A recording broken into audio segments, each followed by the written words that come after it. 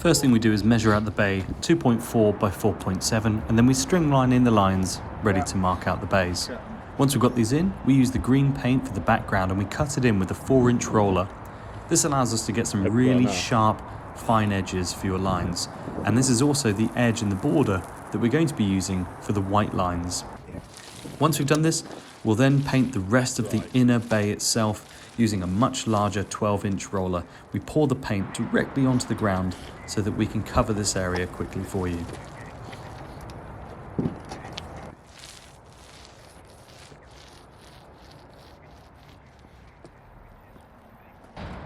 Once this is installed, we'll mark out the center, and this is where we're going to be putting down the EV logo.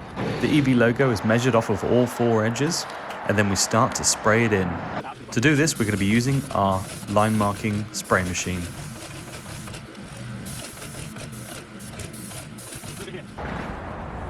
And there you have it. All that's left to do is to paint the edge lines on your parking bay. These are sprayed in using the line marking machine at a 4-inch diameter line.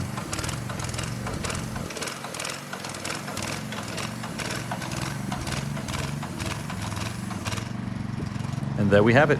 There is your brand new EV parking bay.